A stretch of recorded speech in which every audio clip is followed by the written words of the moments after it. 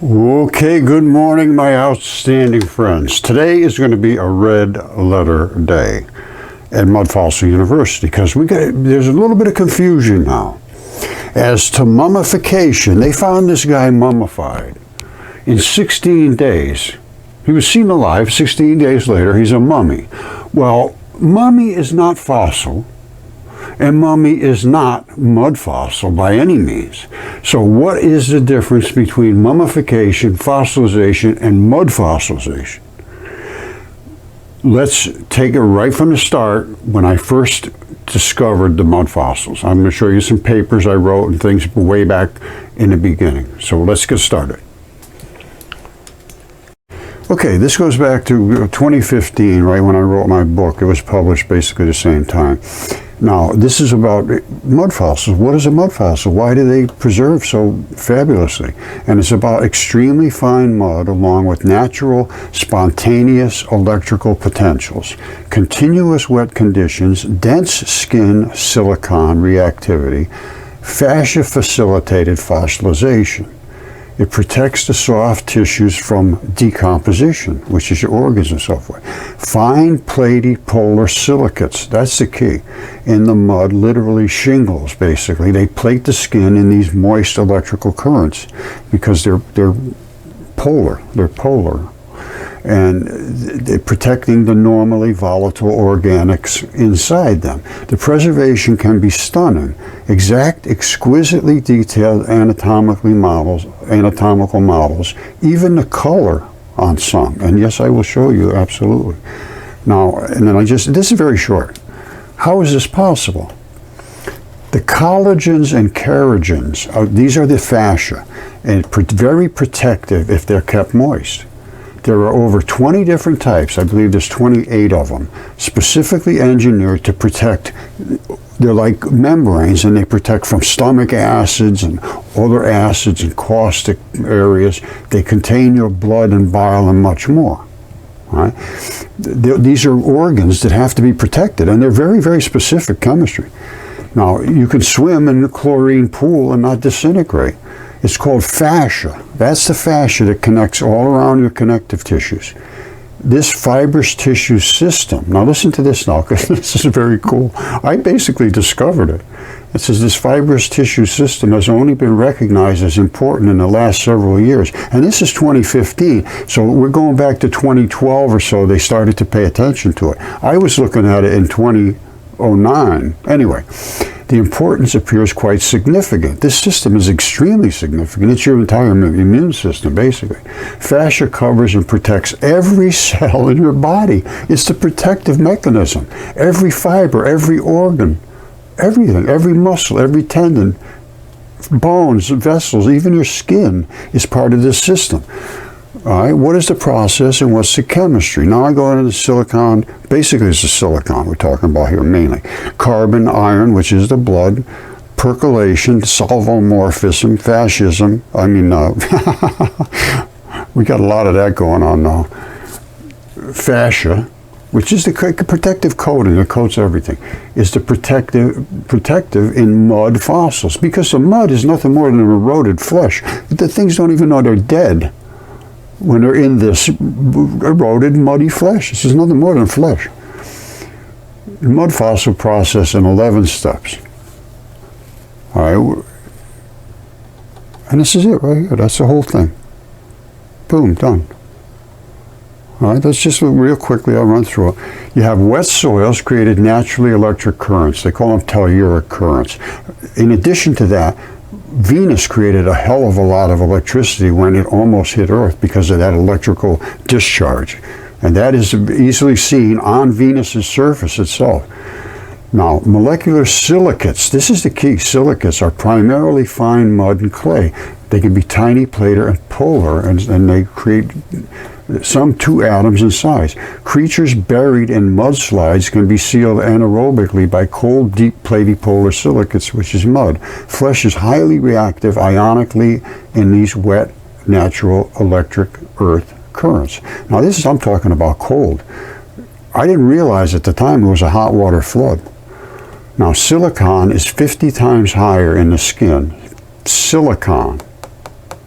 50 times higher in the skin and connective tissue than other flesh. Silicon carbide, also known as carborundum, silicon and carbon, it occurs in nature as the extremely rare minimal moissanite.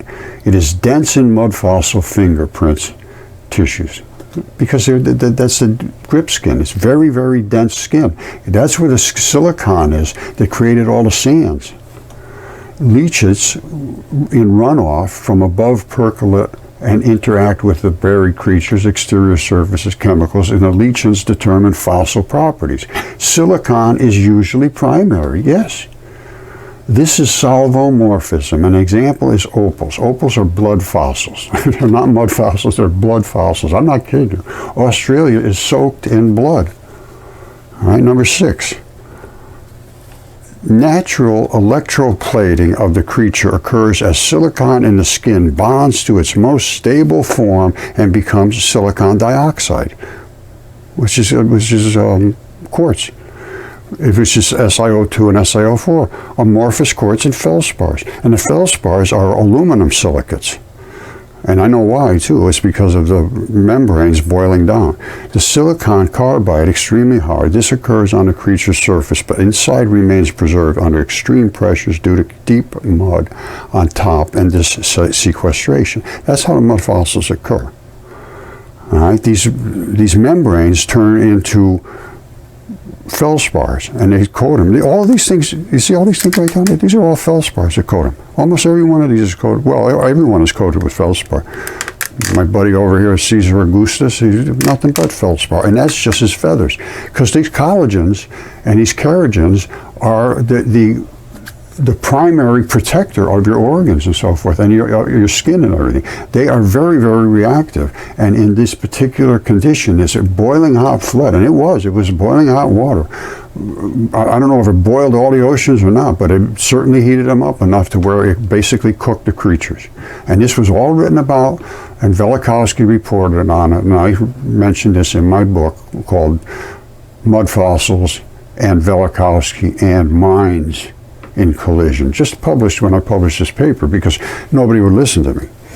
I had all the evidence, and I mean, I had DNA and CAT scans and everything else.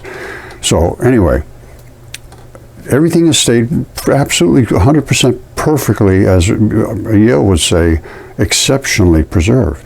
Now, normal oxygenated decomposing bodies literally explode. They do. When the gases inside expand.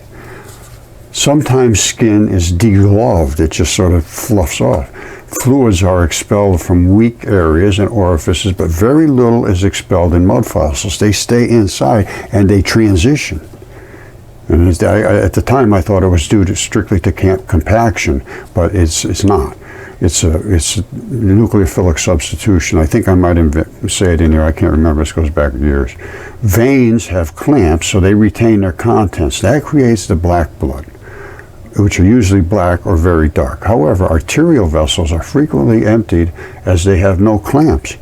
Crystals replace the empty vessels over time. That's why they call them veins of quartz. They are, only they're arteries mostly. And then blood collects, gold collects in those, and metals collect in those veins. Those arteries, because they're open and void, and blood carries all those heavy metals, and they'll settle. And I have examples, very, very clear examples of this. Now, so they become replaced. Arterial vessels are frequently emptied, and they have no clamps. The crystals replace the empty vessels over time. They just fill in the voids because there was such dense silicates. Exactly what I claimed, and then Yale signed off on. Now, as plating continues, the surface of the buried creature becomes more and more restricted until only the tiniest invaders can invade, and that's called nucleophilic substitution. It can penetrate and bond with the organics inside. Water, H2O, and OH minus become the primary invaders. Those are the things that carry in and out all these little metals. And I'll show you, when I show you the blood opals, you can see the transition metals are just carried in and out by all the aqueous solutions. I'll explain this in a minute.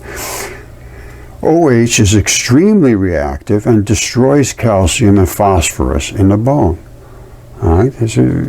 It destroys it and brings it down to aluminum silicates. This is why bone is hard to recognize in mud fossils. You can't see it. That's a bone, but you can't see any bone in this. It's gone. It's destroyed by the chemistry. All right? So, because it's OH minus, it's very reactive. Now, as a result of non-decomposition, deep earth forces and temperatures over long times create these mud fossil rock copies. The same forces cause organic matter to sublimate and release methane and all the fossil fuels. Rocks are the leftovers of the fossil fuels being emitted from these decomposition. That's what we're burning. The oils and volatile methanes and all that, that is from the gases sublimating out into the atmosphere. Now, in my specimens, it was unusual that the deepest earth rock was lifted to the surface in a terrestrial rift valley with horst-graben faulting. This I don't think is correct anymore. I thought they were deep and somehow they got lifted up because there is some faulting around here, but that's not what it was. So this is not right. All it is all these things are just laying on the surface of the earth worldwide in this one particular layer. I thought I had something special here. I don't. Now, sometimes glacial tilting on a surface disturbs and disassembles the creatures along fascial planes and body parts appear.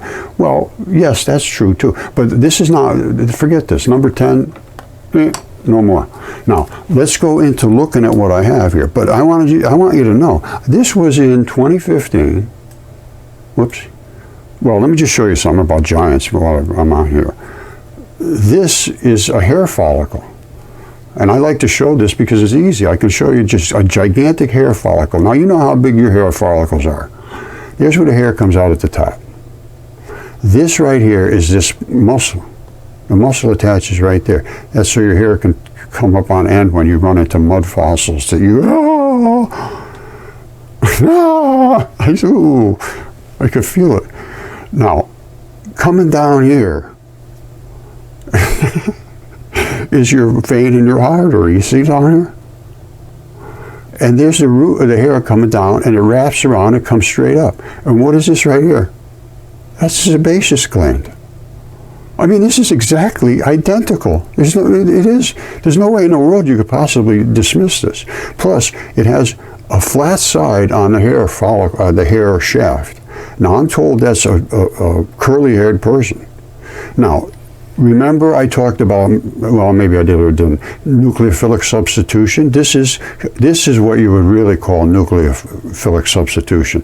This is basically completely transitioned into the same material, even though, whoops, you have layers of this and muscle and so forth. The things that never transition are the membrane areas. You know, if they do, everything else transitions along with them, but they usually are a little different than everything else, the membranes. This one here I think is exceptional. This one here is not normal, but these are membranes in here that protect the muscle. So you can see they're a different color. And if I put this under the microscope, which I probably should, we'll take a look at that. I'd like to look at that. I never have, to be honest, I don't think.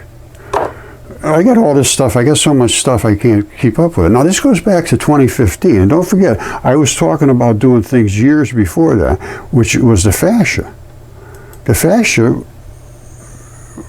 was something they didn't even consider about fascia,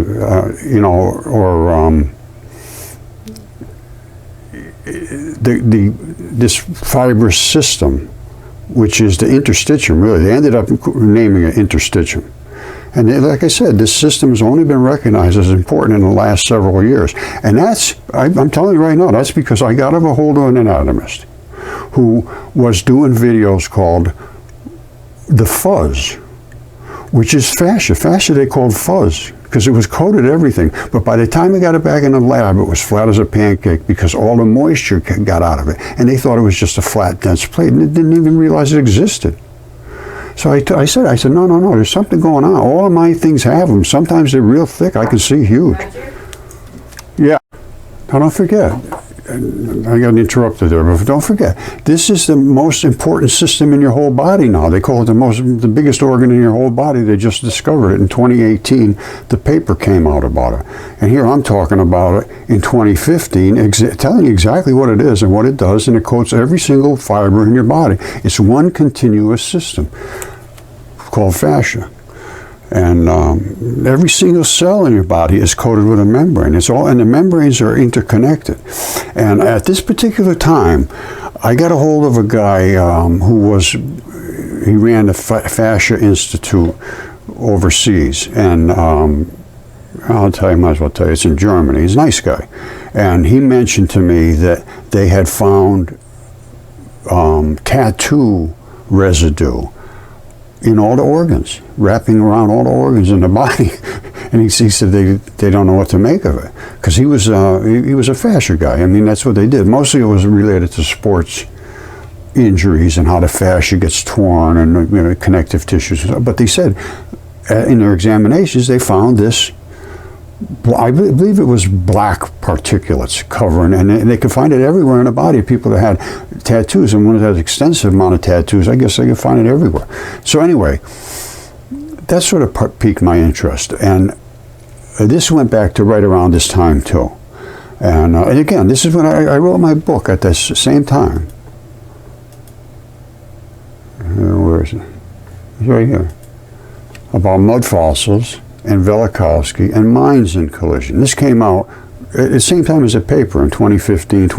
I think the publication date is January, February 2016, something like that. Now, so as you saw, I had all that stuff documented at that time. The book is written, and I had mines in collision because they couldn't accept what Velikovsky said, which was all fact, documented throughout the whole world. Now, I have found the mud fossils to support what Velikovsky said. They still can't accept it, and they still can't accept it to today. The minds of the people that are teaching, that's the problem, basically, as far as I see it.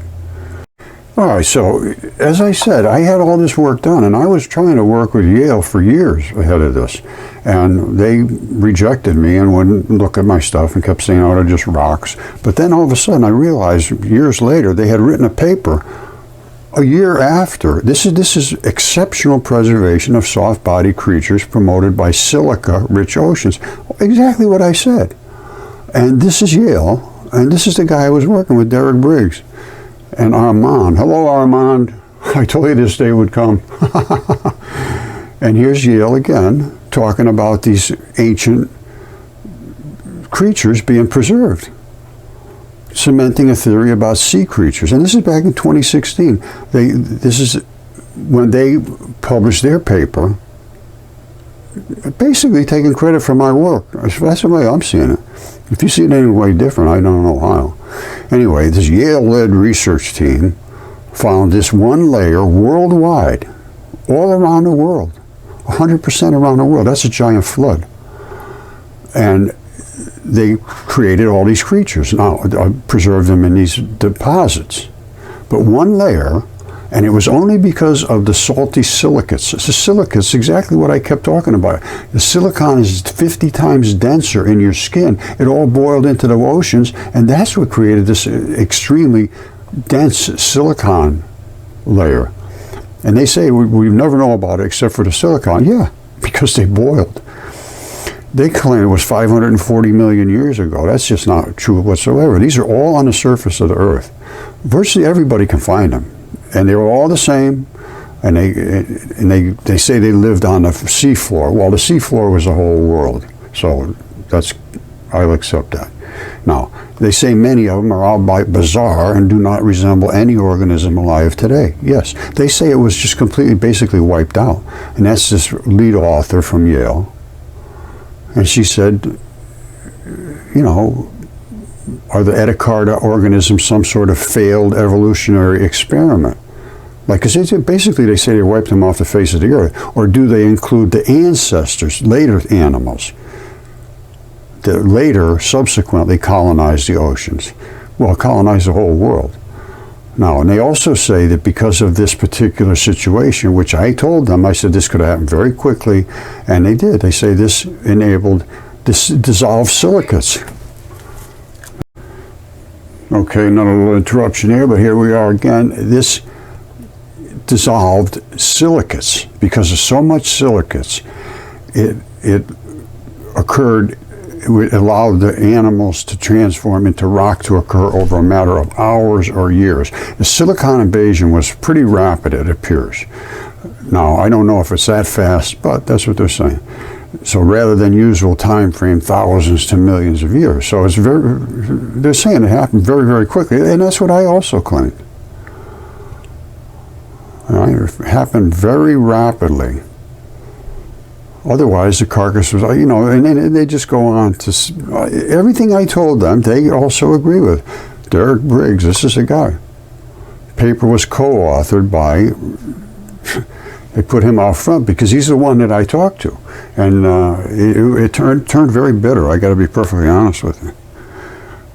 So, I'd like to see somebody confront Derek Briggs and Yale about why they would not accept this in original, or they took credit for it. All right, this is kind of cute. The team conducted its research using detailed microscope-based techniques. This is what I got right here. I can show you in a couple of seconds. Oh, man. The researchers were able to measure the elemental composition of cements on a micron scale. Well, all you got to do is look at it if you understand chemistry. And this is Derek Briggs, is the guy I was working with. Now, it looks to me like they just took credit for my work. Virtually everything I said, it's the exact same words. And that's a year after my book was published because I was so frustrated. So anyway, that's my tale of woe for the day. So let's just continue on. The difference between fossils, mummies, and mud fossils. Well, people are globbing them all together. You can't do that. Totally different situation. Okay, here is another paper I wrote, because I originally was going to call this fascia facilitated fossilization, because all of these coatings, like this is fascia, that's a lung. Now that's been DNA tested and CAT scan and everything else, no question it's a lung. And it is a human lung, and it died in the flood, and that's why it's flat as a pancake, and that's why all of this turned into feldspar. I've got this so well documented, and like I say, this goes back to 2015. Fascia facilitated fossilization. If not for fascia, you would be a bag of gushy mixed organic and metal molecules. They hold everything together. It dissolves in the rain. Okay, fascia is the reason you stay together, and it is the strings and springs and connective tissue. Fascia is only recognized as important in the last few years. Germany, which was the guy I was talking to, is in the lead here. When confronted with the spectacular preservation in mud, I am always asked, how is this possible? When I try to explain, I feel like a doctor with a patient has glazed eyes. Unless you are a medical person, you may never have heard of fascia. So, okay, what is it? All right, fascia is a coating on every fiber of your entire cellular structure. It is the web of life. Everything is encased in fascia. It's the membranes. In ancient times, it was called a tunica, like a cloak. The fascia has a job to do. It protects and separates tissues, and it does it well during your lifetime. Well, guess what? If you die and are buried quickly and stay wet and compacted in the fine mud, the fascia does not even know you're dead and keeps protecting you because it's still in the wet, fleshy mud. This is the case of mud fossils. Mud fossils are exact, identical copies of the original creatures separated on the fascia and skin separation planes. Fascia separates every cell and structure from its neighbor in life and in death. Fascia protects every bit of you from invasion, including a complete fabric bag. It's the skin that surrounds everything on you. Your skin is not just one fabric either. You have tough skin and you have fine, thin skin and everything in between. All fascia is made of collagens and keragens, the fabric-creating fiber and elastins in a sheet that wraps everything individually. Every bone is individually wrapped in your body, and then comes together as one giant system. Yes, it's the fabric of everything. And they agreed to this. Now, this was long before they'd agreed to it. There are over 20 types of collagen. There's 28, I believe, and keragens.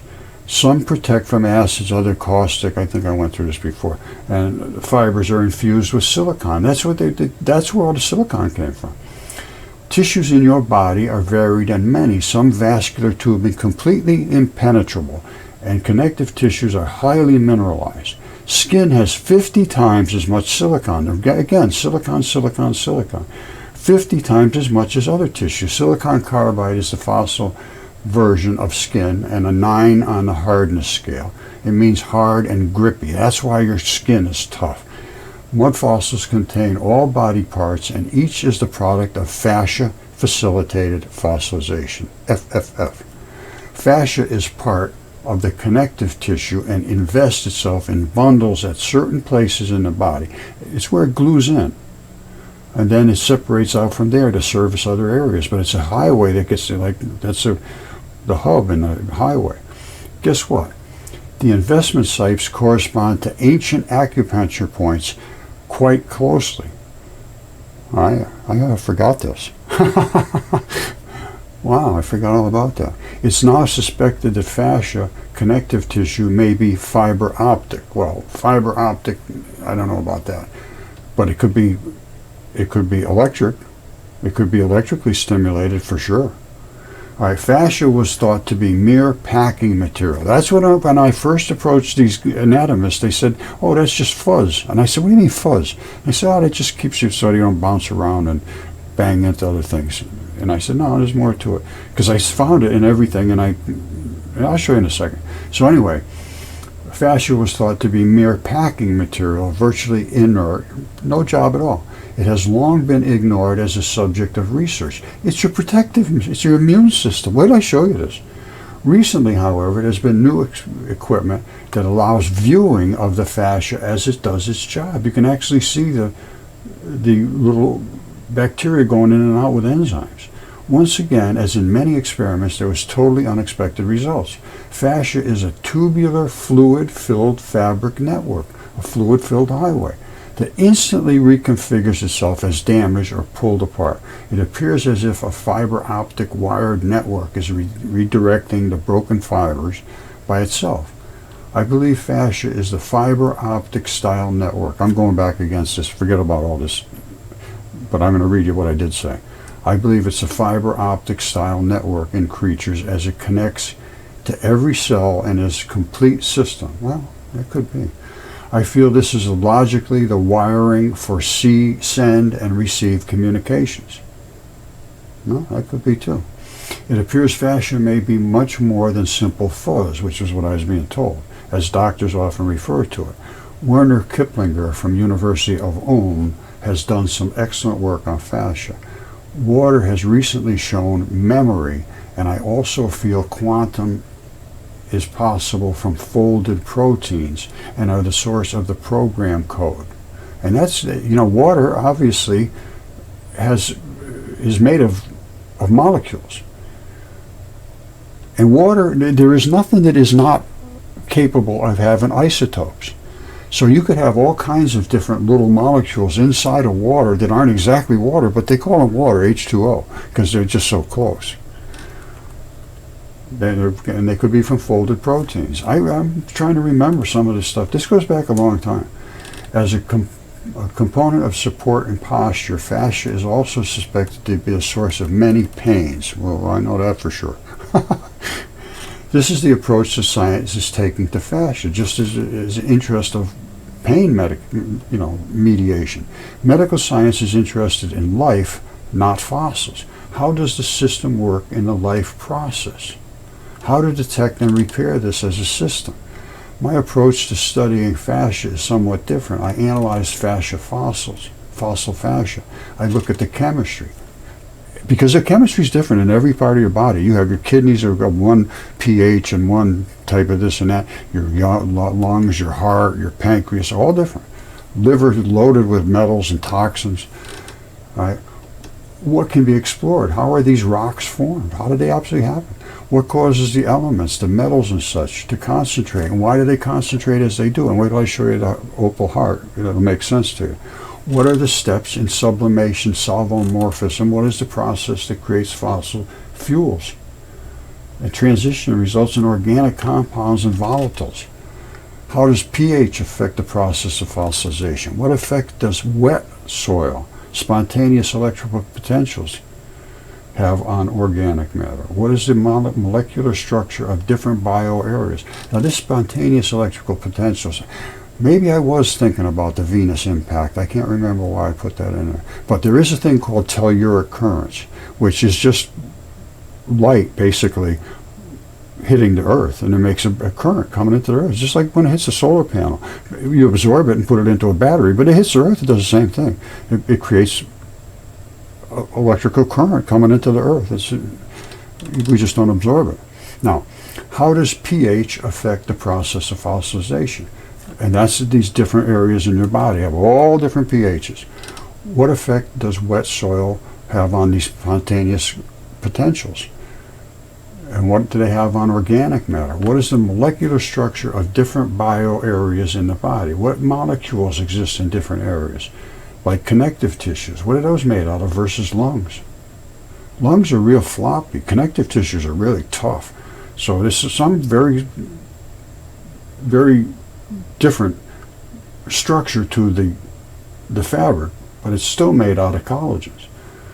Now, how does the chemistry react during death? What happens in the death process? What's the process of decomposition and purging of the fluids in the body? Do they swell up and blow out, or do they somehow continue to flow through there?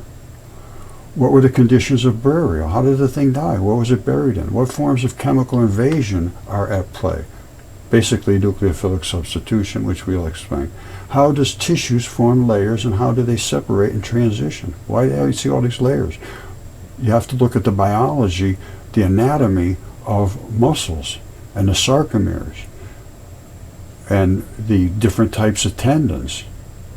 There's a ponerosis type of tendon, and then there's a regular rope tendons. What's the process creating voids and vugs? What creates all these big holes and things? Like lungs. That's the process. It depends on where it was. Like this lung is just absolutely flawless because it was in a different area and a different process occurred. Or this one here voided everything, and it had to be in some kind of acidic, probably, which ate into the surrounding tissues and then exposed the cavities, which are the alveoli, and then it just washed out and it dried up hard. Now, there's so many different possibilities. This one here, quite obviously, did not weather away at all. I mean, I'm talking this. You don't get any more flawless than this. This puppy here, you could almost transplant. Just raw red blood coming out of here. And I drilled into here somewhere and took a sample down from deep inside. You don't take it from the surface, because anything could be on the surface. I agree with that. No question whatsoever. If you do it right, you do it right. And the DNA report came back and said, excellent quality DNA from this and a giant human fingertip that I also submitted. And I also had from a huge hand, a giant hand. This is not unique stuff. It's all over the place. And these are, well, anyway, let me just finish this up. What's the process that created the voids and the vugs? How does metal seeding happen? Metal seeding is what I'm going to show you inside of the opal heart, because that's metals. The process leading to crystal formation and percomorphism, also called solvomorphism. I think I invented that word. But percomorphism is, you heat it up and it percolates and it morphs and changes. And then it becomes into solvents and it morphs because of the solvents. Now, all these little bits add up to, in some cases, exquisite, exact anatomical stone replacement body parts with every structure, every color of the original flesh intact. My website is mudfossils.com. I had this under, and then they destroyed it. It's under construction, but soon we'll have all my work, including papers, DNA tests, CAT scans, specimens, videos. My YouTube channel is mudfossils.com. I had to take that down too. So it's Mudfossil University now. I should come up and change this paper because it doesn't exist anymore. Anyway, and then I give all my citations. I mean, this is not, I'm doing it just like they do. Only I'm showing evidence of my stuff, as you will see right now. Oh, okay, my friends, I got interrupted several times, so let's just go back to the discovery of interstitium. Now, this, I think I might have shown you this already, but maybe not. This goes back to 2018. I was talking about this long before that, and that's this layer right in here. And it's membrane layers, and one of them is this fluid-filled highway.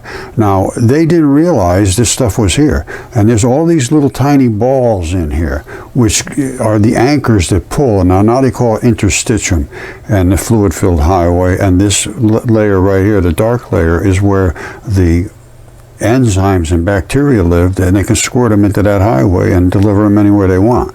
And I can show you this highway very clearly. All right, here's the article that goes with it. It says, with all that's known about the human anatomy, you wouldn't expect doctors to discover a new body part in this day and age. But now researchers say they've done just exactly that. They found a network of fluid-filled spaces in tissues they hadn't ever seen before. The fluid-filled spaces were discovered in connective tissues all over the body, including below the skin surface, the lining of the digestive tract, the lungs, the urinary system, all your muscles, everywhere, tendons, everything, according to a new study detailing the findings published in March 27, 2018 in Scientific Reports. Previously, researchers had thought these tissue layers were a dense wall of collagen, a strong structural protein found like a really tough mat. But the new findings reveal rather than a wall, the tissue is more like an open, fluid-filled highway, said co-senior director, author Dr. Neil Theis, a professor of pathology, New York University School of Medicine. The tissue contains interconnected fluid-filled spaces supported by a lattice of thick collagen bundles. That's exactly what I've been saying. All right, so you saw this back in 2015 about the fascia-facilitated fossilization. Totally different than this, a man completely found mummified after 16 days. Well, this is a guy 1,000 years old, but its mummification is totally different. It's just dried somebody out. They just dried it out in a specific way. This guy, I don't know why they consider him to be mummified, because they're talking about his internal organs all turned to mush, which mummification, normally they would take different enzymes and plant material and so forth and put them on the organs, and I believe, and I could be wrong, and that sort of encapsulated them and sealed the fascia. You got to seal the fascia. If you want that organ to be protected, you have to seal the fascia.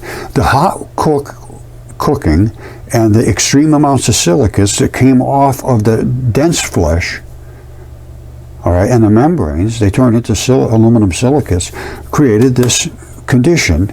And if it was in a certain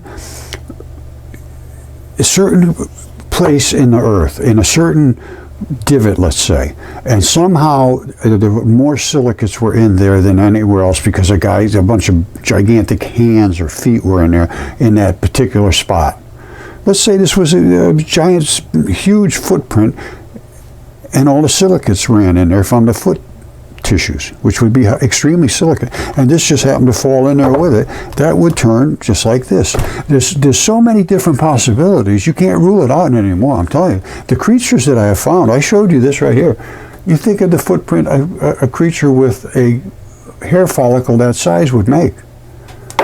This is not out of the question stuff. I'm not just a nutcase. I know I've been treated like this and been seen to be this way for many years now, but I think they're finally coming around. They have to. You can't hide from this anymore. And even that Bennu asteroid they brought back, some of that's also biological. Absolutely, I know exactly what's in it. I know exactly what's in it. And I can show you what's in it. Transition metals and all these other things. You see this? This is going to be loaded with these different transition metals because this is what's in your blood. These are the only things that makes your blood work, because they can carry around with these oxidation states all kinds of different little other particles and move them from here to there and pick up stuff and drop stuff off and so forth. Then enzymes are at play, and they do all the breakdown immediately, instantaneously. An enzyme can do something in less than a second that would take 100 years to do. And one enzyme can convert thousands and hundreds of thousands of other particles in one click like that. It's called click chemistry, instantaneously. It's just like giving it a shock. Done. And then it goes on. It doesn't get used up. It goes on. It's an executioner. Boom. Boom. And they all separate and become disassociated to each other, and then they can all build back up into something that is good for your body. That's how enzymes work. You don't have the enzymes, you can't break the things down. And the enzymes are only created by the bacteria. This gets very deep. It's not just one thing. There is nothing that is one thing. All right, so you just saw the transition metals, all the colors. You see this? This is a heart.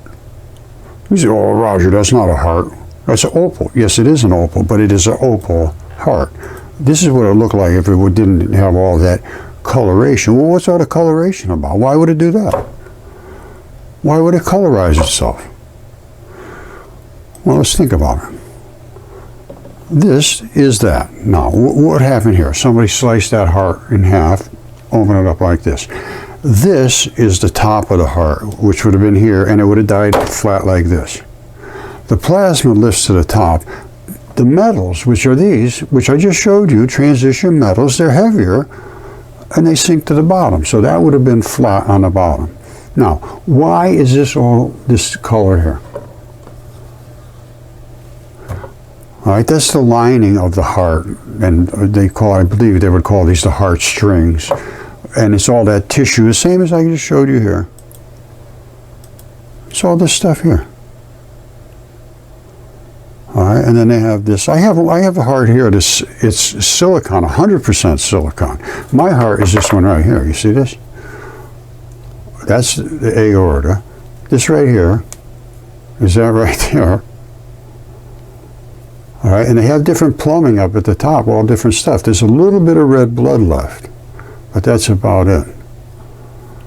And it's completely transitioned into silicates. So this was in an area where it was just 100% silicate, basically. No transition metals to speak of. I mean, just virtually none. I looked at it pretty careful. Now, but that's what a heart would look like. And if it was able to have enough transition metals at the right conditions, it would accept them to become stable. And that's what happened with this one. All right, so you've got this continuous flow of moisture and silicates which are looking to create stability somewhere. Everything wants to be stable. And as it's moving, it's very unstable, but it is in your body. Everything in you is changing instantaneously. It's taking on something, giving something up. There's a lot of instability, but it's controlled by enzymes and bacteria. Bacteria remove the wastes.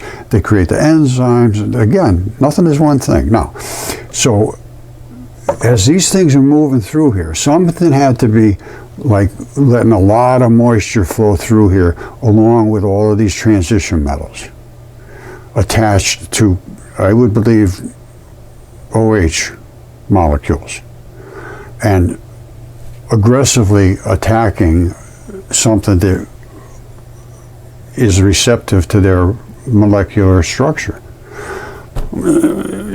Basically, that's it. It's like magnetism. It's like this here. All right? Everything in your body has all these little polar little molecules running through your blood, and if they have the right charge on them, they'll attach to something. And when they attach to something, that something has to give something up. That's how you digest foods and so forth. And it's a little complicated, but it's not that bad. You got membranes on everything. And now, can membranes accept stuff in and keep stuff out? That's exactly what their job is. All right, so don't forget, this is nothing more than this mummification thing, totally different than mud fossils, 100% different. And it's different than fossilization too. Fossilization is just a dry process of being compacted, and eventually the fleshy stuff decomposes, and the calcified stuff stays solid. But that's some very recent stuff. That is very, very recent stuff. The stuff I'm talking about was from the flood, and it was because of the enormous amount of aluminum silicate it invaded and created literal opal. They call this a water opal because it doesn't have any colors, but it's basically opalized. I have another one around here. Oops. Somewhere. Hold on. This one here. It's another water opal heart, and it's cut open. You see what's inside of it? The same thing that was in that other one. And this is just nothing but quartz, completely turned into silica. Yeah, it's the same stuff.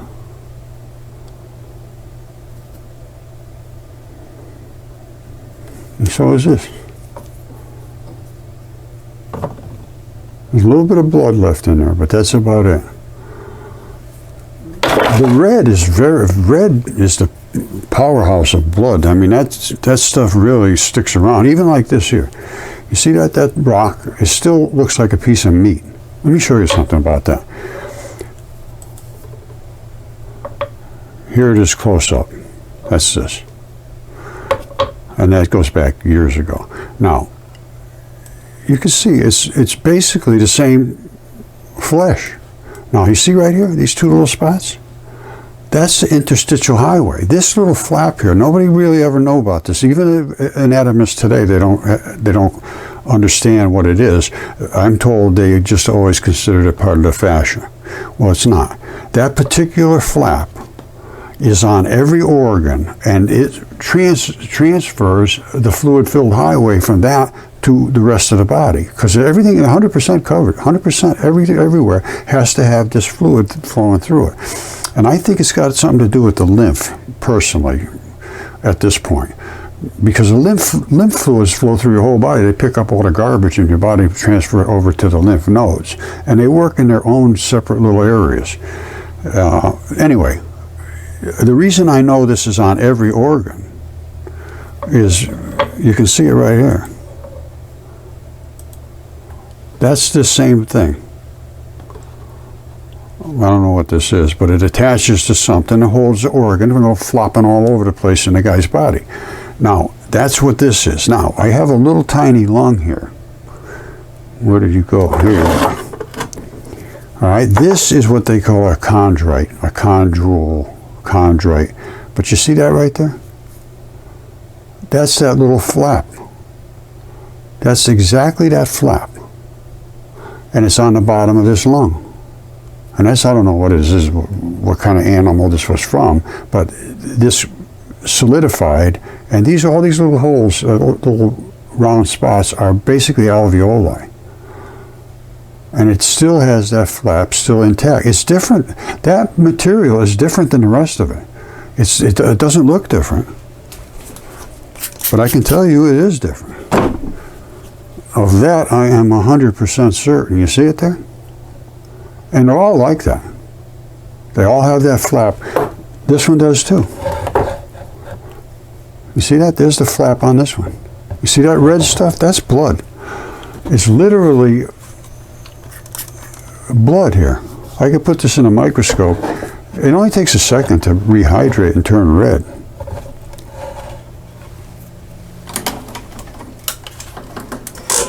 You see it?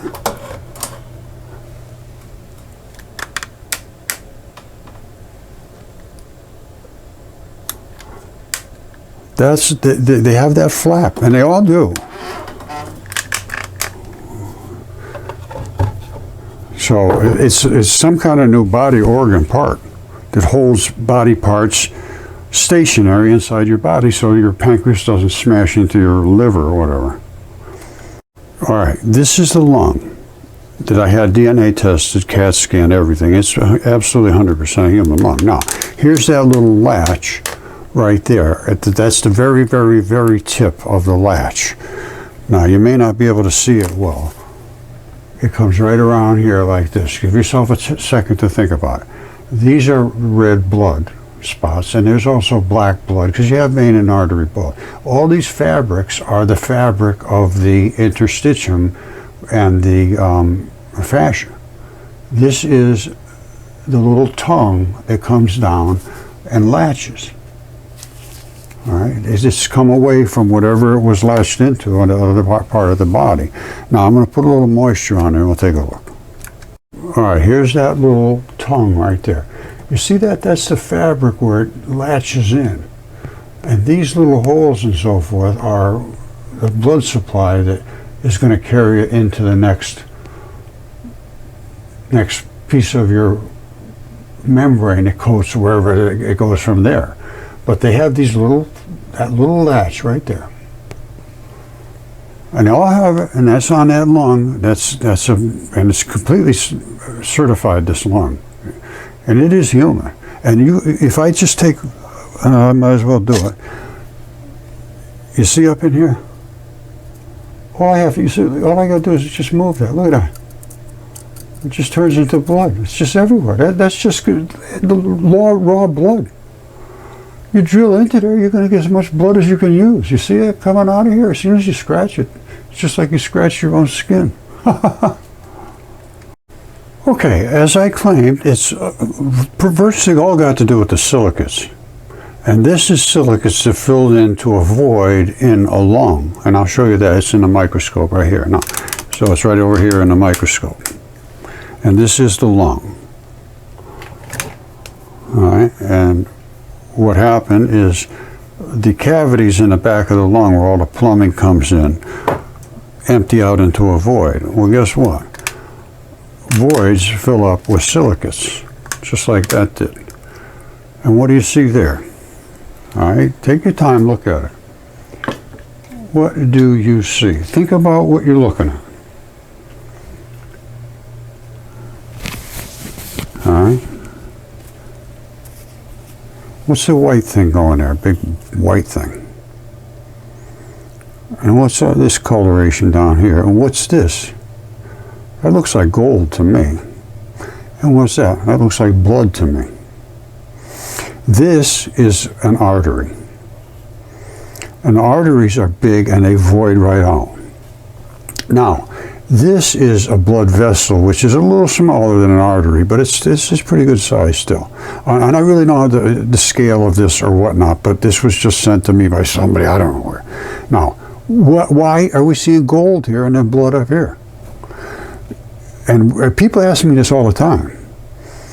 What creates deposits of gold? Well, they're primarily because of the blood is draining out somewhere. And it can drain somewhere, but then it gets plugged up. And gold is a diatomic atom. You always have two of them together when you find them naturally. Monatomic gold, it does not really exist, I don't think. I don't know, maybe it does, but primarily it's two gold atoms attached together. Now, I believe that's what happens. Somewhere down where it gets pinched off, it starts to accumulate the gold. And it's all specific gravity.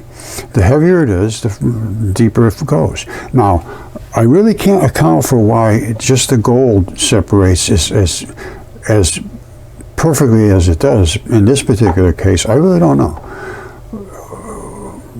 But it has to do with specific gravity. Maybe just below this there'll be nickel or whatever, something else. I have no idea.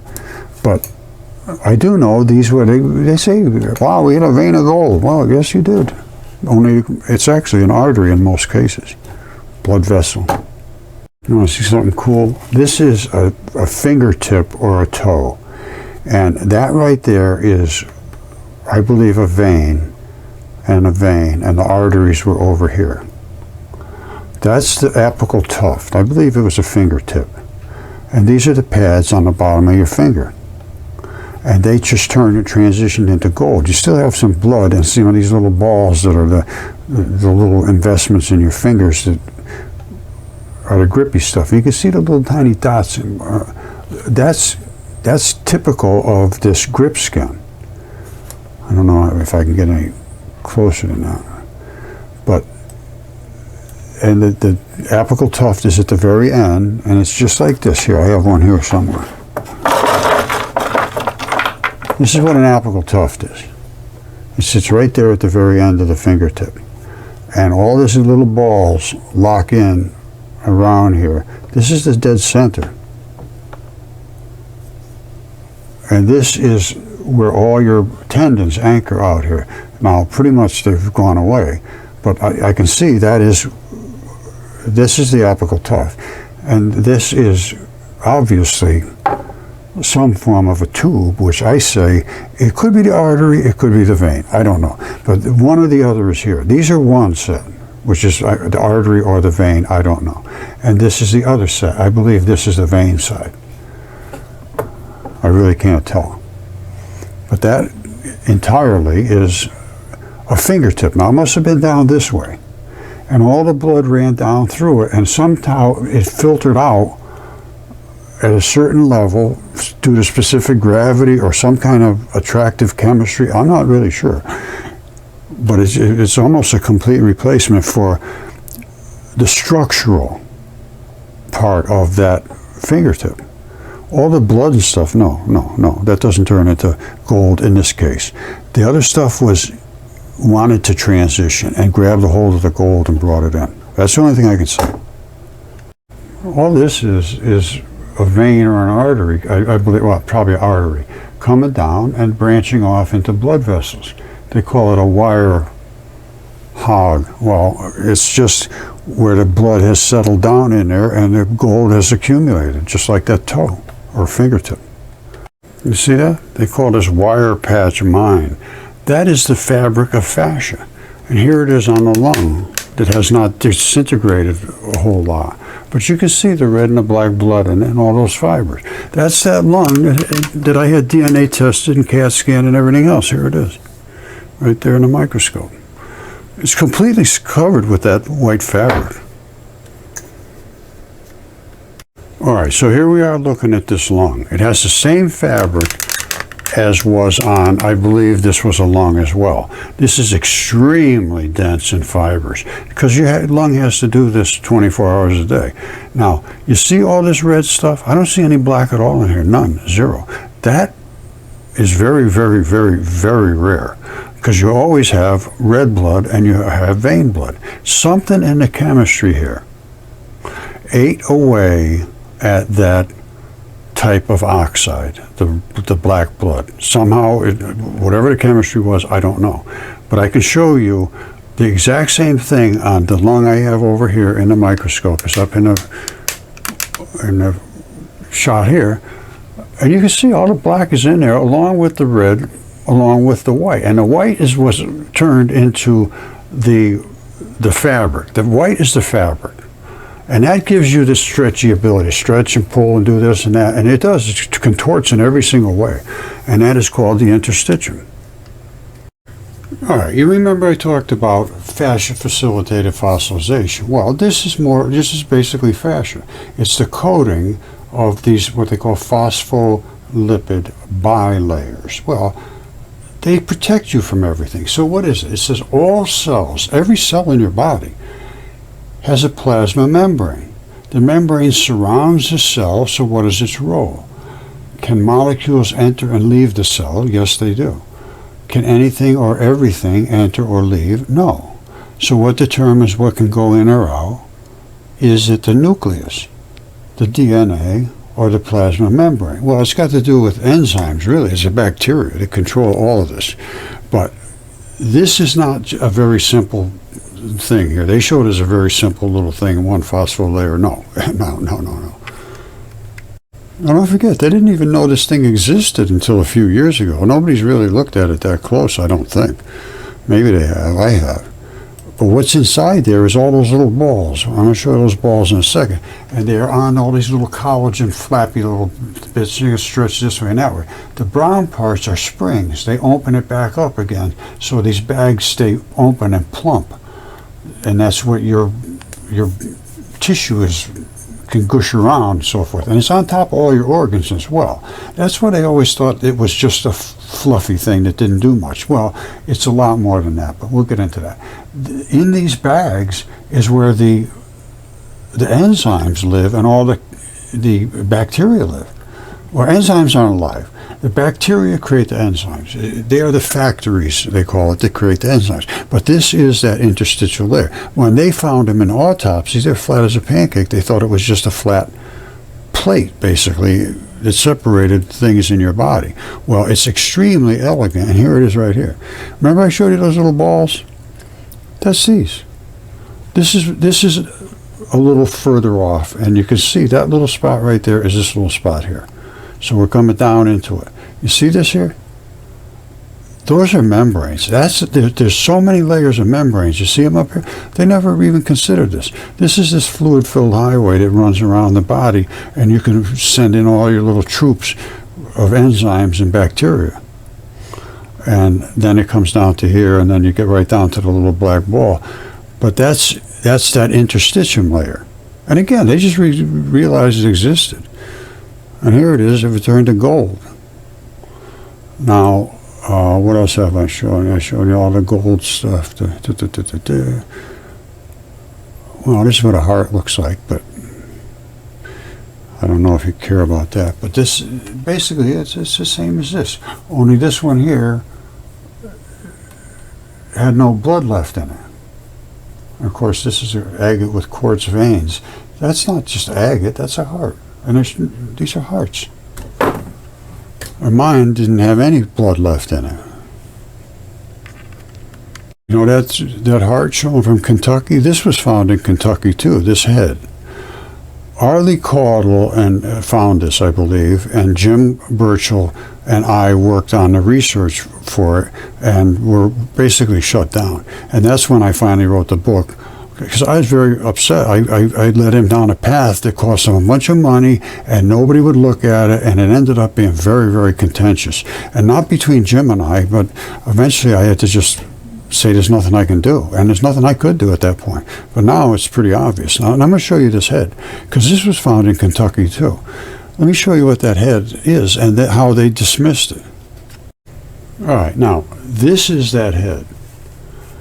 And it was shown on TV, and in less than 1 minute, it was dismissed as being fake and just somebody carved it. Oh, that's just iron oxide. Well, that's what blood is. Black blood is the magnetite, and the red blood is the hematite. They're both two different oxygenation states of iron, and iron is what your blood's made of. Now, what about this? Who would make their nose like that so that it was pushed to the side like that? That's the flesh. All right, and this is the structure of the nose underneath the cartilage, and here's the flesh has been pushed apart. This guy it looked to me like he might have got hit with one of these war clubs or something. It looks like a round smash. And this is blood. Jim said, and I never really touched this, but I saw so much of it, there was no question it was what it was. And you see this here, that circle? That almost looks like it got hit by a war club, and it could have. This guy's got a cap on. If you look at it real carefully, you can see the braid of the cap. And Jim can take a playing card. He said you can slide it right up under the cap. So the cap is semi-disassociated to the head. And you could, if you know what to look at, you can't miss this. And the same thing happened with Mitchell Hedges. You want to see something that'll blow your mind? Don't forget, I say this is a crystal heart, or a water opal heart. Okay? Well, what would happen to a person's head or brain if all of that stuff happened and it just turned into silicates? Here's what happens. All right, this is the Mitchell Hedges skull. It's a crystal skull, and the jaw comes right off. You take the jaw right off. The teeth are absolutely flawless. That's what really sort of concerned me at first. But when I really did a very close examination of this is absolutely no question, it's real. You see, this was laying on its face like that. The face was pushed back. The lip is pushed up, the nose is crunched back, and it was like this. The back of the brain came forward because, again, it was like this. So that brain drifted down. And here's what it looks like in a cat's, a spectral scan. And all of these are different nerve fibers. And there's that little bulbous part of the brain in the back, which is drifted forward, because this one wasn't tipped this way. This was just like this. That would have come out this way too if he hasn't been on his face. Now, watch this. You see that trunk? It was right here. Nobody carved that inside of the thing. It's just insanity to think that. And all of this other stuff, you see this back here? Same thing, same thing. All up in here, all that's nerve fiber stuff. And these are all literally nerve fibers. These are neuronal networking.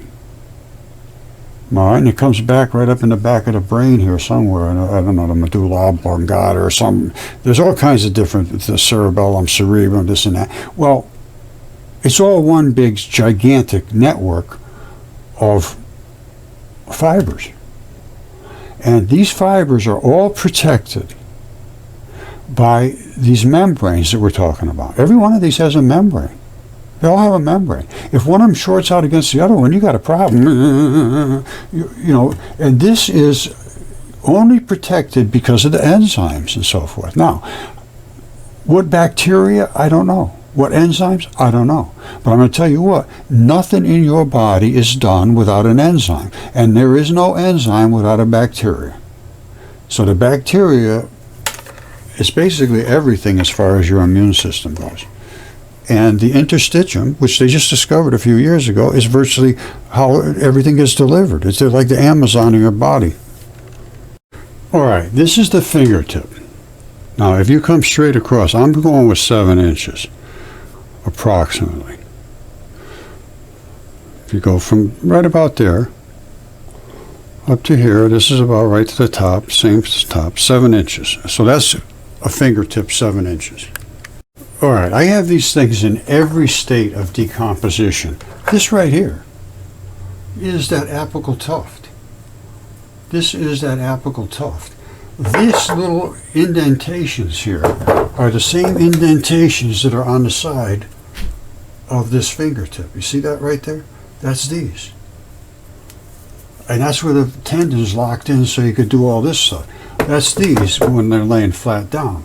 And guess what? Here's another fingertip that's in a state of decomposition. You can see, if you could see this black, I'm going to put a little water on, maybe you can see it. But that's the apical tuft. All right, that black stain is because that's a bone black. And here's that same thing right there. It hooked right in there. And this is the vein and a vein right here. They don't blow out. The arteries blow out. Artery, artery, artery. Down here, see the vein side, artery side, and that bone black. Let me put a little taste of water on. I don't know if it'll become any better. When it first came out of the ground, it was pretty obvious, very, very black stain, and it's that distal phalanges. All right, let's give it a shot. Sometimes it brings out stuff very nicely, very quickly. All right, there's the black, and I think you can see that much better now. That black right there. See it? I hope you can.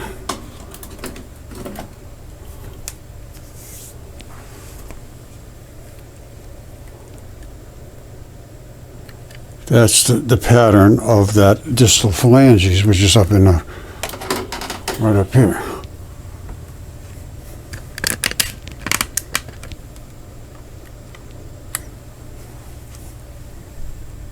You see it?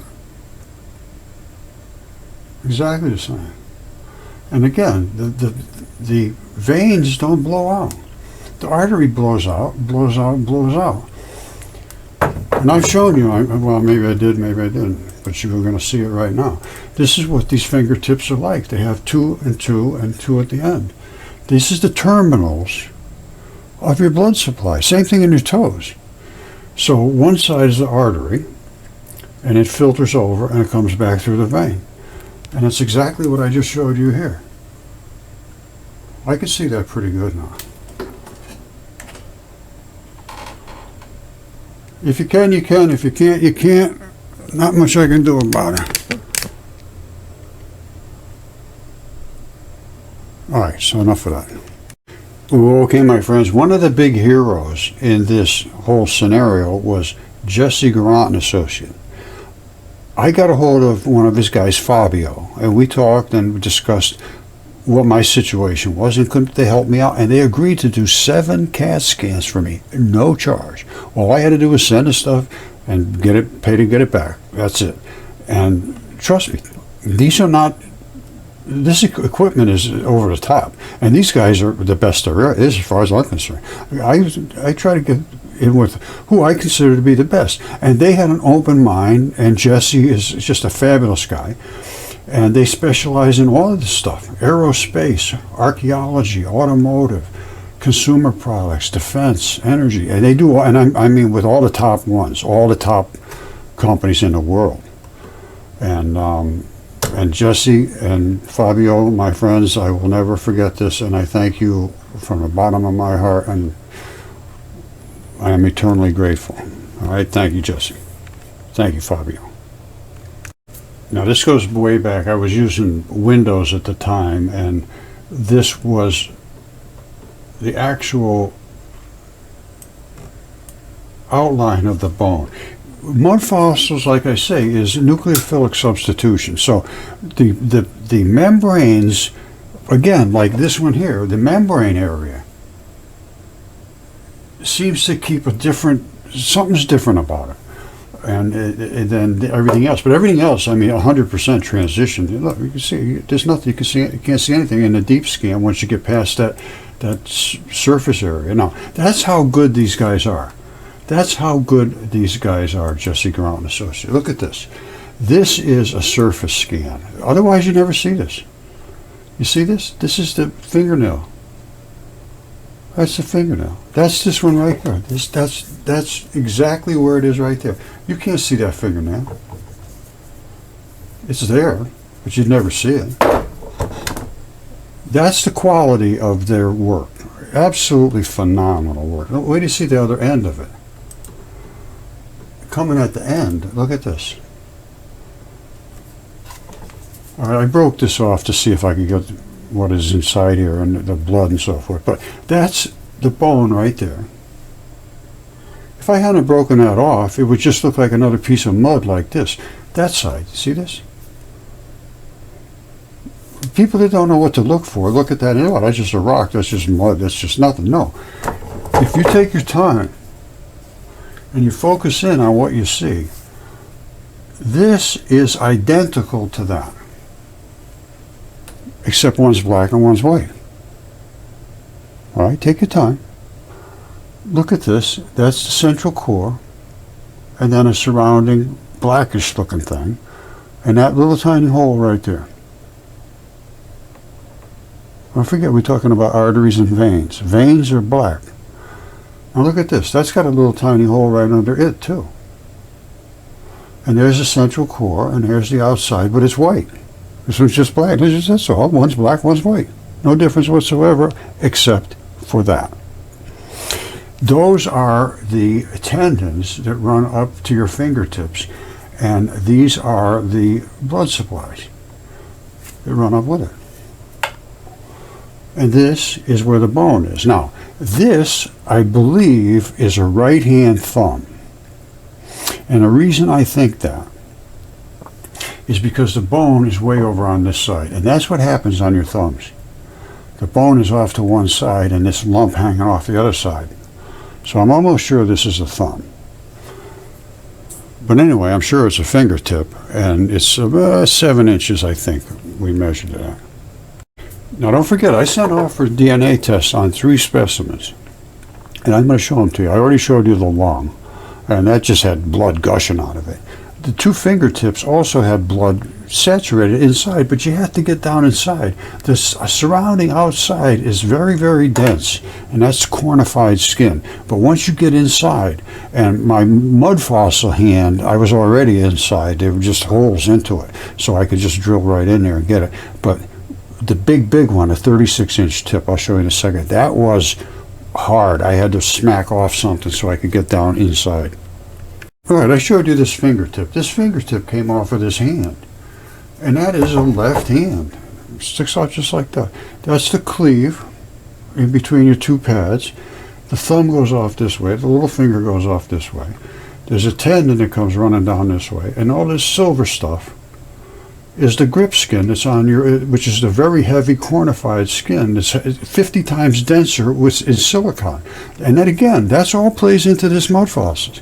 So that's the hand that came off. It's about 4 feet wide, something like that. But then I had a bigger one that's a fingertip. And that one, this was DNA tested. I used the fingertip to DNA test. That has where most of the blood is. And the other one too, I took it right out of the fingertip. And what did I show you? Well, you've probably already seen it if you've been following me, because I shown it hundreds of times. All right, take your time on this one. This right here is the fingernail. All right, it goes back years ago, and I don't have I sold this property, so I don't own this anymore, so it's just gone. Now, that's the fingernail. It's about 3 feet long from the very back end here to the front. Now there's a little pad disc that's in between your fingers so they don't rock on the bones. That's that. Now remember I showed you the vein and the artery that come into the fingers. And then there's 2 spots on the side, 2 over here, and then on the end. Now, this was very well sealed. I couldn't find any way to get into the vein or artery other than here, but I decided, well, better to get it deep inside. And I was just figured I'd just smack the hell out of it and try to break in, and it did. As soon as I hit it, it just popped right off with a big slab of skin. And when I looked at it, I said, holy smokes, it's got fingerprints still in it. I'll show you. Don't forget, this is about 3 feet long. So that's a pretty full-size guy. All right, I told you, there's the fingerprints. That's one ridge in the fingerprint. That's one right there. You see that little dot, that dot? These are the sweat pores. And this popped right off like a scab. And very, very dense cornified skin, which is this keratinized cornified skin. You can't get any blood out of there. But down in here, it's just saturated. So once I got that off, down inside, I got all kinds of blood. And it came back saying excellent quality for this one, and for the lung was also excellent quality. The fingertip of the mud fossil was a little more invaded because it didn't really encapsulate itself like these did, like this and the lung. Those were just surrounded by their own fabric and sealed, like, because you can seal them up and then the blood will, well, hold on one second. Let me just show you a heart my friend Phil found. I've been showing this the last few days, and it's just got blood came out of it when he broke it. All right, here it is right here. This was on a bet. I bet Phil Harris. I said you could find one of these things in 15 minutes. You go on a riverbank and hit a couple of rocks, break them open, see what you see. And he saw this little red spot. He hit it, and there it is. Blood came out of it. He freaked out. I mean, literally freaked out. I don't blame him, because I haven't seen him that good myself, to be perfectly honest with you. And he did this in less than 15 minutes. And I've had other people find feet and so forth in less than 15 minutes. It's very simple. They're everywhere. Now this is after about an hour or two, it started to turn black. That's what the blood does, is oxygenated. That means this is really fresh blood. And these are the different valves in the heart that control the pulmonary and so forth, and the red blood and the vein blood. So all this stuff, I mean, I have evidence to support every word I'm saying. And I've done my research. I've done my homework on this very, very well. And blood comes out of these rocks quite easily. Like this is the lung I sent off for the DNA. All right, here it is right there. I drilled down in here somewhere, I don't know. And but it's just saturated with red blood. And it came back saying there was no question, it was excellent quality, and there was no contamination. They did positive, negative controls. This was a very, very well done test. Took almost 3 months. And they had to incubate things and do all kinds of stuff to test for every little variability, and there was no question. Now, this is one that was turned almost 100% to silicates. And the only thing that didn't was some of the blood collected, because it was laying like this. Remember I showed you the heart was laying in a certain way? This was laying like this. This was evacuated from the blood, and it was sitting down in the mud. And again, it didn't even know it was dead. The blood just stayed in there. When I took it out of the mud, I saw this sticking up. I can't really remember. I got to be perfectly honest with you. I'm just speculating. But this was obviously still in the wet, muddy area. And this was above. And it is all alveoli. These are alveoli right here. And so they filled up with silicates, and when it was in the ocean environment, in this extreme silicate situation. But this kept the blood, and it stays red bloody. Here it is right here. This is what came out of that rock over there, that lung. Out of, not every single one of those little red spots, but some of them came out, significant amount of blood. I mean, there's no other way to put it. It's blood. And this one has the same thing. It has a lot of blood in this here. And remember I told you about that little flap? This is the flap on this one. And this one even shows the flap on it. Look. You see that? That's that flap. It's something different about it than the rest of the tissue. And it like this one here, again. Oh no, not that one. Oh, I got a ton of them around. Anyway, this one here. The same thing on the bottom of whatever kind of lung this was in. And that's the plumbing that would now normally run down into it. Right here, see? And that little latch latched it into wherever it was supposed to, so it didn't go floating around in the body. I got a lot on this. It's time to really pay attention to this, because this really changes everything. It's not just something spectacular, although it is indeed that. Now, I also claim that there is nothing but biology. Now, these are meteorites. That's an iron meteorite. Well, what's iron? You know what iron is. It's blood. And that, my friends, is an iron meteorite. And that is from a lung. There is almost no question whatsoever. You see that red in there? That's iron. And that would have cooked off and burnt up, and it would have all these cavities in it, and it would still maintain itself in a glob of smelted metals. And that's it right there. Now, this one here, there's another one I can show you. This one here, you see this? There's another one, all smelted off. Now, look at this. This is the same one. That right there. If you can see that. See that red spot right there? That's what lungs do. They have little cavities that go throughout the lung to deliver the oxygen everywhere. And that's what that is. And if you cut lungs open, you can find blood inside of them. These iron meteorites, you can find blood in them. And they don't necessarily have to be lungs. Lungs are very good because they're just saturated with blood. Hearts do very well. These two huge, gigantic things in space now, Bennu and Psyche, those are hearts. I looked at them very, very well. These things are just not understood. The ancient texts need to be completely reevaluated in a scholarly way, and not just laughed at because you can't accept the truth. That, my friends, was a lung. All right, this is a human footprint. All right, and it was pushed down through some mud. You can see the surrounding impression. This is exactly where the balls of your feet are. I have put my foot in this, and it's almost exactly the same. The guy hit here like this, and here, and went like that. These are the balls of the feet. It's exactly identical to a footprint of a human being today. Now, this, I'm going to tell you right now, is in Triassic rock. And you're going to say, oh, how could you possibly say that? Here's how. You see that gray right there? You see this red here? Red bed, gray clay, black cap. And I'll show you, this is black, very black. Triassic is supposed to be a red bed, then gray clay on top, then a black cap on top of that.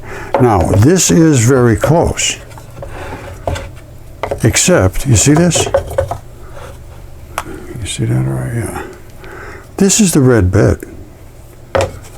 That gray clay got pushed down through the red bed, which is here. The red bed should be here, but no. The gray clay was above it and got pushed down too. And it just separated here on that plane. Now, where's the gray clay now? It's down at the bottom. You see? There's the gray clay. It's supposed to be the red bed, and then the gray clay on top. But he pushed that gray clay down through the red bed, which means that they had to be wet at the same time. There's no other alternative. The red, the gray clay got pushed right down through the red bed. All right, and that's the guy's footprint. And there's the balls of his feet. It's absolutely flawless. All right, and again, this was where it should have been up here, but he pushed it down through the gray clay was above this. All right, very unusual to find it in this condition, but that's what I found. Now, this is the black cap that sits on top. Now, I'm going to put a piece of paper in because it scuffs it all up every time. And I've done this a million times. This is the black cap. It sits right on top. You see it? Here it is right here. It came right off just like this. And it's black. You see it? The whole thing's black. So that is the Triassic signature. That is what Triassic rock is. Red bed, gray clay, black cap. This all happened basically within the same couple of days. And that's exactly what Velikovsky said. It created the Great Flood. It created all my mud fossils. And this guy probably didn't do too well. I don't know. Maybe if he could run real fast. And he was, it looks to me like he was running. And he hit here and went there and just kept going. And these are what I call the suck-ups, these little dimples here. On the edge, you don't have them. You see, they're just sort of smooth on the edges. But he hit like boom, bam, taking off. And I'd be running too. I don't know where he ran to. But who knows? Okay, this has gone extremely long, but this is a very long story of humanity and how we don't understand it. This basically, life was wiped off the planet at this particular time, here on Earth and Mars. Venus almost hit Earth, caused this great global flood, and cooked the Earth for 7 days as it approached with the 10 times the brilliance of the sun, they said. This was recorded everywhere in history. Every culture had the same story, and then it caused a global flood. And it was a hot water flood, and they recorded that as well. And that's what cooked all these creatures and created the mud fossils. And that's what created all the heavy silicates. It's all very, very clear once you understand to look at the ancient documentation, basically. They're not myths. This is ancient history. And we just can't accept it. That's why they took Velikovsky's books off the bookshelves. #1 on the bestseller list for 11 weeks in a row. New York Times bestseller list, #1, 11 weeks in a row. And they told the publisher if they didn't take it off the bookshelves, they would never buy any more books from him, so they took it off the bookshelves. Velikovsky was denigrated. People don't know his name anymore. If you do, they think, oh, that guy, he's a whack job. No, he was the one that actually did the research, just like I'm doing the research. And this is the kind of stuff there is. Look at this. These are feet. These were the no-toes. And they have springs inside of them instead of bones. Like there's a double torsion spring in here. It's very interesting. And they have encapsulated toes. They're in there, but they sort of go sideways and they're encapsulated. Now mine might be a little different. This is mine here. And you see that little round medallion looking thing in the front? You see that? Hold on a second. That is where the fabric invests. This is not a shoe. I mean, it looks like it. It looks like it could be some one of these sports shoes. You see the little tab around it? They all have fabric wrapped, and then it has to invest somewhere.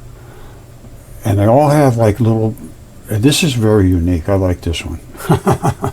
But they all have somewhere where they seam together. And this happens to be that this tab comes over here, and that locks all this over here. This whole area here gets locked in at the same time. So you can stretch and move around and your foot can gush around, but it always will come back to that spot. And see, there's another one down here, see? Very interesting construction. And this gives you the flexibility for your toes to go up and down like that right there. And this was where the bone sat in the back. You see it right there? That's where you have a big bone that comes down and sits in a cradle there. And that's called the tibia, a big heavy duty jobber. And it sits in that cradle. And then you have one that comes down on the side, and that's called the fibula. And that gives you the ability to rock your foot back and do this kind of stuff. But that one only gets held in by a couple of little ligaments on the side, so it really doesn't have much of an attachment.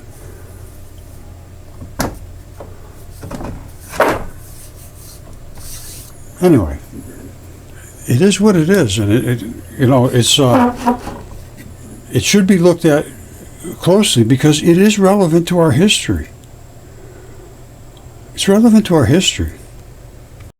Okay, it's been very, very long, hopefully detailed enough so they understand about the fascia-facilitated fossilization, what a mud fossil is versus a normal fossil versus mummification, all completely different. And again, my book it's only 99 cents. It's on Amazon. It's called Velikovsky, or no, Mudfossils and Velikovsky and Mines in Collision. Whoops, hold on a second, I have it right here. I think. Yeah, right there. That's what it is. That's the book cover. Now, you don't get a regular book. It's only 99 cents. You get the text. But this is what I was thinking at that time. And this is a year before Yale published their stuff. And I need to go back through all my stuff because there's a couple subtle changes. Not a whole lot. Not a ton. And there's still more to be revealed. You know, I know today's got to be a shocker if you're not into this realm yet. But if you take your time and just think about it and want to be on the side of reality, well, this is the side of reality. And you can get blood out of rocks. There's blood coming out of a rock. All right, and you say, oh, that's just iron oxide. Well, yes, that's what blood is. And here it is. When I moved the scab away from the fibrin. Fibrin is the clotting fabric, so that your blood